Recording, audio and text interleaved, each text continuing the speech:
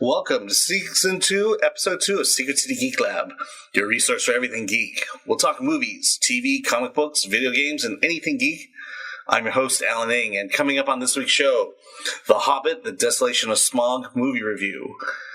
Avatar begins construction at Walt Disney's Animal Kingdom. The death and resurrection of Billy Hill and the Hillbillies.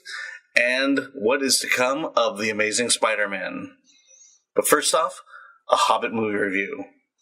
The second in a trilogy of films adapting the endearingly popular masterpiece The Hobbit by J.R.R. Tolkien, The Hobbit, the Desolation of Smaug continues the adventures of the title character Bilbo Baggins as he journeys with Wizard Gandalf and 13 dwarves led by Thorin Oakenshield on an epic quest to reclaim the lost dwarf kingdom of Erebor. The movie came out on December 13th, 2013, and is rated PG-13. Director is Peter Jackson, and the cast features Martin Freeman, Ian McKellen, Benedict Cumberbatch, Evangeline Lilly, and Orlando Bloom. Here's a little scene between Evangeline Lilly and Orlando Bloom. You cannot hunt 30 orcs on your own. But I'm not on my own. You knew I would come. The king is angry, Talia. For 600 years my father has protected you, favored you.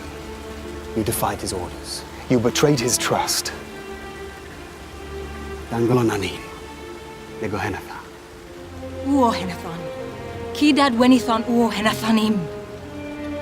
The king has never let Orcfield roam our lands, yet he would let this orc pack cross our borders and kill our prisoners. It is not our fight. It is our fight. It will not end here. With every victory, this evil will grow. If your father has his way, we will do nothing.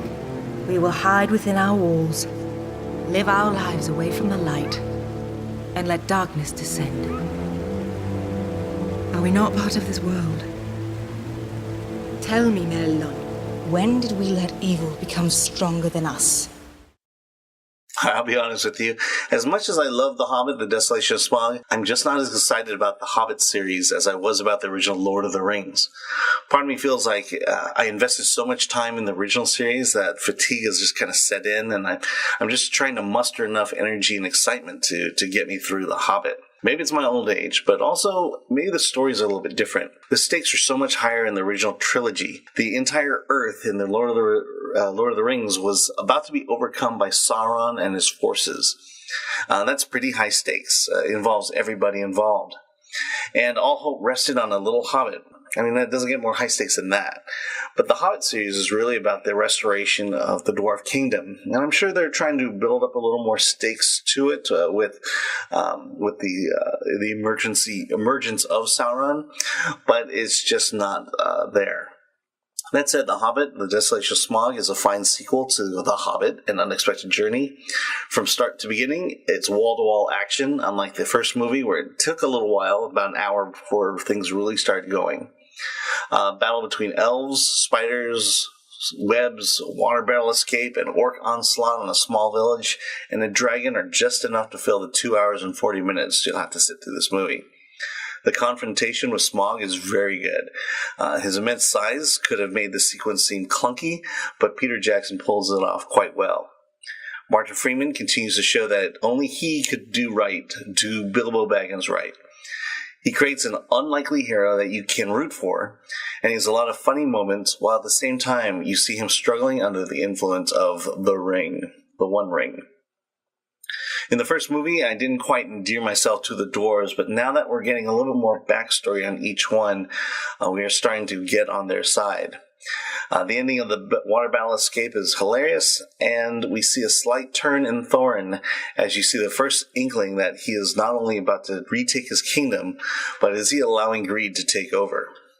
Also, Orlando Bloom and Evangeline Lilly are quite nice addition to the story, but sadly there's just not enough of our favorite characters such as Ian McKellen and Stephen Fry.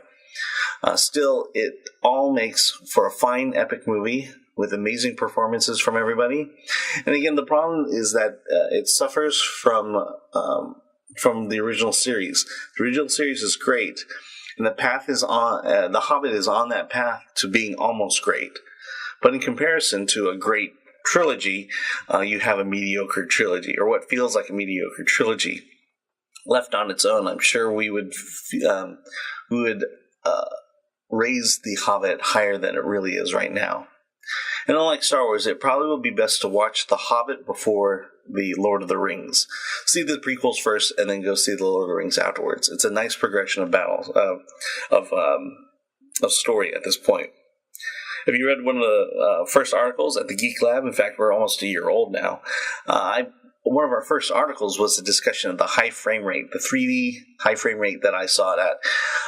This is where the movie is, instead of, you're seeing it at a normal 24 frames per second. Here they ramped it up to, I want to say 40 frames per second, if not higher. Take a moment to read that article. The technology was just slightly better in the second movie, but many of my complaints about the first movie are still there. For example, because you have that high frame rate, it's weird, but it feels like the characters are moving faster, even though they're moving at a normal pace.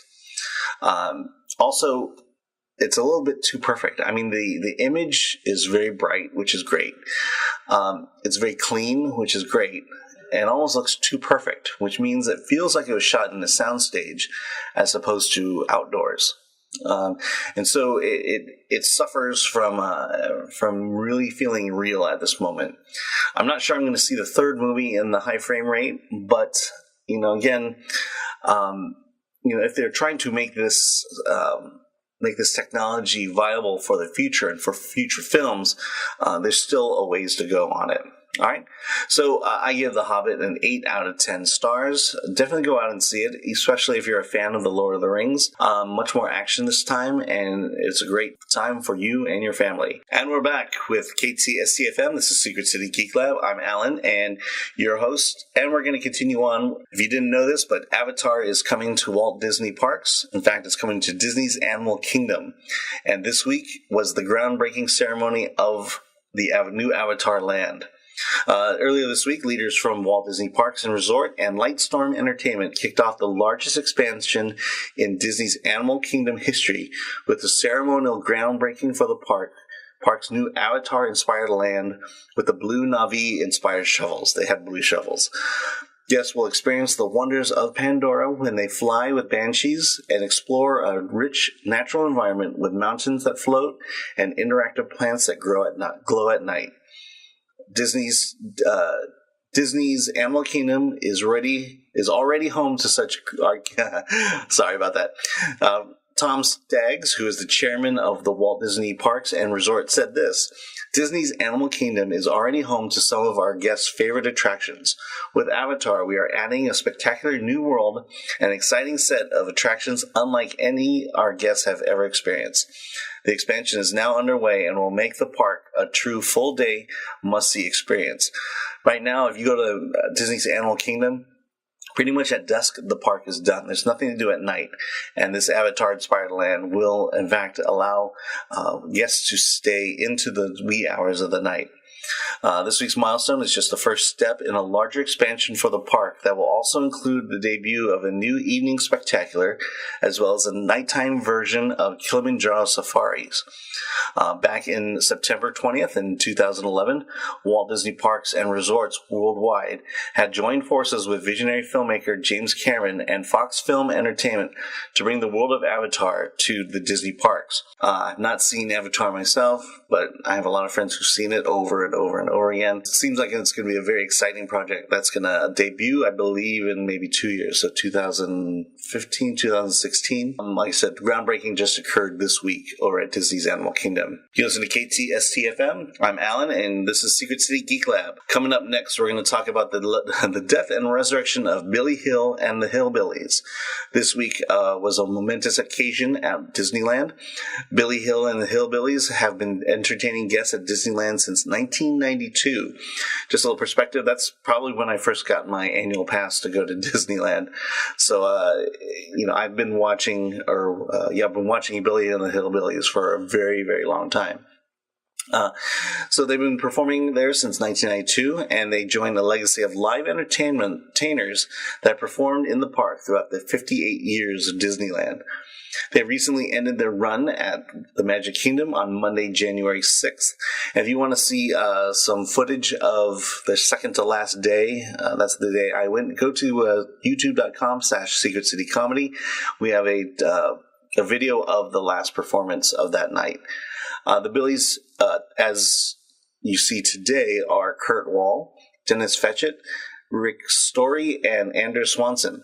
Recently, the boys performed as currently, now that they're no longer Billy and the Hillbillies, they're going by Kurt Wall and the Hillbillies. And they were seen performing last at Knott's Berry Farm's New Year's Eve event. And as of tonight, they have actually signed, or they will actually be featured entertainers at Knott's Berry Farm now. And they'll be known as Kurt Wall and the Hillbillies. Once it was announced that Disneyland was retiring the Billies, they left this message on their website. We just like to thank you for being the awesome people you are. You made our job more enjoyable, and we thank you for all your support over the years. We have also enjoyed performing for each and every one of you for the last 21 years, and we hope that you enjoyed our show, that we cheered you up, made your day much brighter, and made you laugh. If you're not familiar with the Billy Hill and the Hillbillies, they are a bluegrass group, comedic group, very early on when they were a little bit younger. Kurt Wall, who's the lead performer, has a very striking likeness to Elvis, and so they would sing a lot of Elvis songs. Let's see, Kurt would be lead singer. He would also play the guitar and fiddle. Dennis Fetchit is their fiddle player. Rick Story plays the banjo and guitar. And Anders Swanson is the bass player. As I said, 2014 is a year of changes for Billy Hill and the Hillbillies. First comes their name change to Kurt Wall and the Hillbillies. And also, according to their official site, we have decided to rename our band to help us have a unique identity. Starting today, we'll be known as Kurt Wall and the Hillbillies instead of the Billies, the Billy Hill, or Billy Hill and the Hillbillies. Also, Kurt Wall and the Hillbillies have moved to Knott's Berry Farm starting January 18th, which is in a week or two. They'll have a regular schedule. Their first show will be Saturday, January 18th, with times of 1 o'clock, 2:30, 3:30, 4:30 p.m., and they will be in the Wilderness Lodge area. This is KTSTFM. I'm Alan, and you're listening to Secret City Geek Lab. Coming up next, we're going to talk about The Amazing Spider-Man. This is an exclusive from the New York Daily News from Ethan Sachs, and he reports an interview with Dan Slott regarding Amazing Spider-Man #1, which is due out in April. It's from writer Dan Slott and artist Humberto Ramos. It features, if you're familiar with what's going on with Superior Spider-Man, 13 months after Spider-Man's alter ego was fatally squashed in the pages of his comic book, Peter Parker is about to make a miraculous recovery. For years, Dan Slott had known that he was going to kill Peter Parker and let Dr. Octopus take his place. But for months now, he has known that this departure wasn't going to be permanent. And the wall crawler met fans will return to fans with the relaunch of Amazing Spider-Man #1, which will debut in April. But he had to endure reaction ranging from death threats to internet backlash to children's tears while maintaining secrecy. He says, to do that for a solid year of my life, that's the hardest thing I've had to do, to look small children in the eyes and at conventions and lie to them, saying, one of them with an honest-to-God Little League uniform and a quivering lip, inside of me, part of me was dying. He did, however, cave under pressure when he met with actor Andrew Garfield on the set of Amazing Spider-Man 2. After the actor who plays Parker on the big screen expressed his shock over the death of his beloved character, Slott admits that he dropped some secretive hints. Parker's coming back just in time, fancy that, for a major Spider-Man motion picture, quipped Slott. It seems uncanny. It's very nice for Sony to schedule the movie around my story. Let's see, where is that? Okay, here we go. Sorry. Bumping off a face of a franchise is a risky move, and Marvel editor-in-chief Axel Alonso, when he first heard of Dan Slott's initial pitch to do away with Peter Parker, he said, "It would have been great if you took a picture of my face at the time. I was not very thrilled." Let's just say that cynical as the hardcore fanboy was, I was more cynical. Alonso, however, adds that after 5 decades of stories that featured Parker battling a recurring set of villains and personal problems, I do feel people will appreciate him a little more after this. I do think people have been taking him for granted, and over the past 13 months, the unthinkable happened. Many fans gravitated toward the meaner, more arrogant Doc Ock version of Spider-Man. Some maybe even preferring him to the Goody Two-Shoes original. It feels like for every reader lost, another reader jumped on, says Matthew Klein, 27, a worker at Forbidden Planet, a comic book store near Manhattan's Union Square. We've gone over 30 issues without Peter Parker, so when we let him out of the box and he gets to put on that costume again, he gets to swing through the sky. It's going to be the greatest feeling, says Slott. But there's a twist. There's always a twist. So Amazing Spider-Man #1 comes back in April as we finish off the Goblin storyline that is occurring right now. All right, we're back. This is KTSTFM. You're listening to Secret City Geek Lab, and I'm Alan Ng, your host. And we're going to go through a little bit of geek news before we end tonight's show. First of all, Captain America is coming to Disneyland. In honor of Captain America, the Winter Soldier, coming to theaters April 4th, guests at Disneyland Park in Anaheim will soon have the opportunity to meet the first Avenger in person. Captain America, who has already been making appearances at Avengers Academy on the reimagined Disney Magic, will be dropping into Disneyland Park starting this spring, where you will also experience the continued favorites of Iron Man Tech, presented by Stark Industries, and Thor Treasures of Asgard. If you go to the Secret City website at secretcitycomedy.com/geeklab and go over to the D23 section, you'll see pictures of me with Captain America. This is going to be really cool, and now I get to get pictures with Captain America and my daughter. Expect very long lines when that happens. Also, Marvel One-Shot coming up featuring Ben Kingsley. On the heels of Iron Man 3, Sir Ben Kingsley returns as Trevor Slattery as part of a Marvel One-Shot called All Hail the King, to be featured on Thor: The Dark World DVD Blu-ray release. After the events of Iron Man 3, Trevor Slattery is an infamous icon. He's also locked up in a high-security prison. Luckily, his newfound profile has brought him celebrity and protection on the inside, and the actor has gladly agreed to an in-depth profile with documentary filmmakers. All Hail the King is available on Marvel's Thor: The Dark World in 3D and HD digital on February 4th, 2014, and on 3D combo packs, 3D Blu-ray, 2D Blu-ray, digital copy, single disc Blu-ray, DVD, and on demand on February 25th. So be sure to catch that one shot. We have pictures on our website as well at secretcitycomedy.com/geeklab. Well, that's it for Secret City Geek Lab this week. If you have any questions or comments about today's show, please call us at 755-591-8170 or at secretcitygeeklab@gmail.com. We'll gladly play your comments over the radio and on our YouTube channel, as long as they're appropriate for broadcast. And this has been Season 2, Episode 2 of Secret City Geek Lab. Come back next week for more news and updates in the world of geekdom and nerdity, or visit us online for up-to-date geek news and reviews at secretcitycomedy.com/geeklab. Until next time, have a geek week.